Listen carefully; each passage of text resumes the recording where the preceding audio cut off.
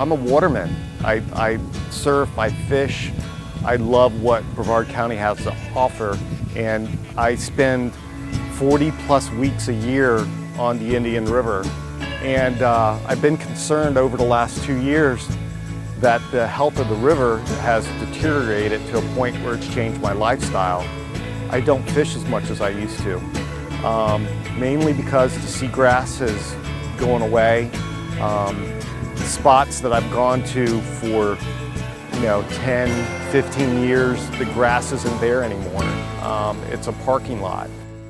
People that come into my restaurant, they're older than I am. And so they remember what the lagoon was like even before I did.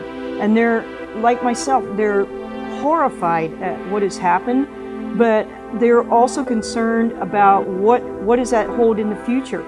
Because if the lagoon continues to decline, it's such an economic driver for our community, especially up here in North Brevard County, and we pinned so much of our future on fishing and outdoor recreation, the wildlife refuge, the seashore, and if the lagoon continues to decline, then all that's going to come crashing down too, because without the center of it all, which is the Indian River Lagoon, the bird watching will go away, the recreational sport fishing, the trophy fishing will go away.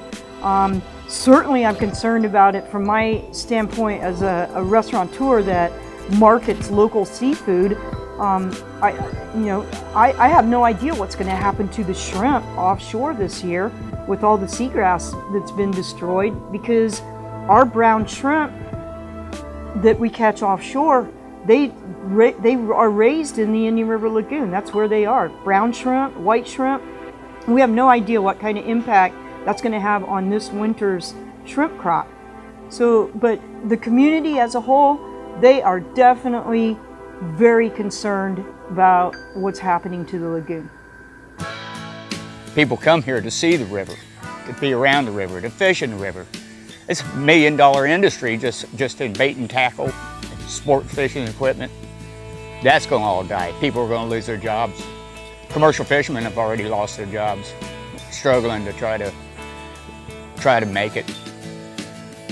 They've tried different ways. One was to ban the gill nets, which that didn't help, just put us out of work that much more. Then they started regulations on how many you could catch, size limit. Well, that didn't work.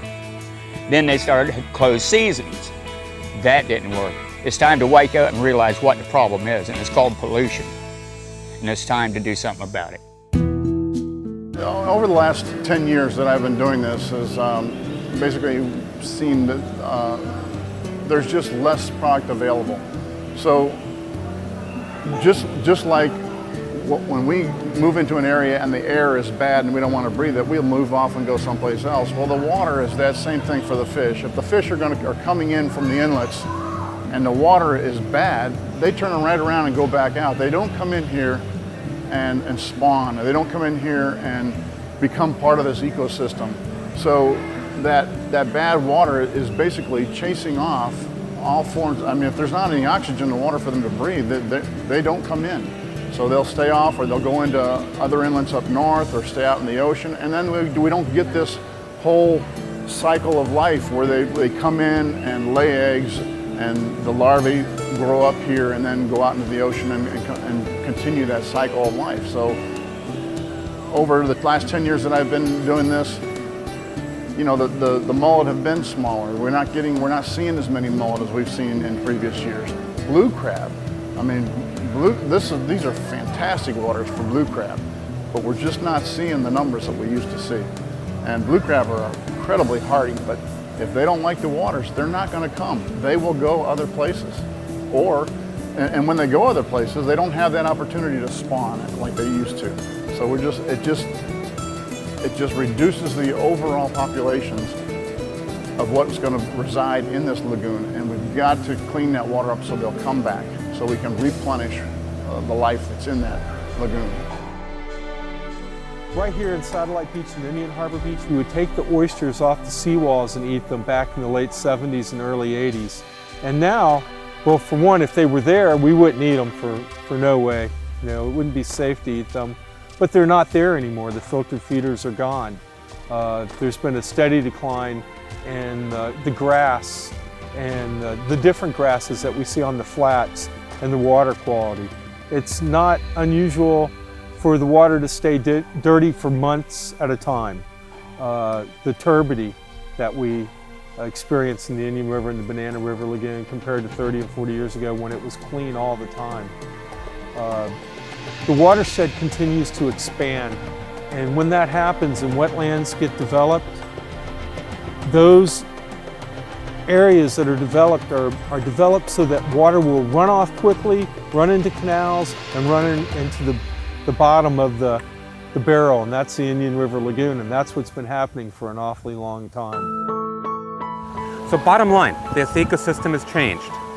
There's a lot of causes behind this change. Increased nutrients coming from human activities, construction effects, changes in the water flow. There's a lot of possible things we can do for the answer, but one thing I really hope is that people don't look for a single magic bullet to fix everything. We're going to have to attack this problem from all kinds of directions, from fertilizer impacts, from sewage impacts, from water runoff impacts, from possibly changing the water flow in the lagoon, and many others. So we all have to work on this. We just can't look for a single problem and say it's somebody else's responsibility to fix. As Floridians, our quality of life evolves around water. It's where we live, work, play, and our local economy depends on it. But the health of our waters has reached a critical point. Years of development and abuse are threatening many species and the very quality of life we take for granted. The Indian River Lagoon is on life support and dying before our very eyes. Log on now to SaveTheIRL.org. Find out how you can help today.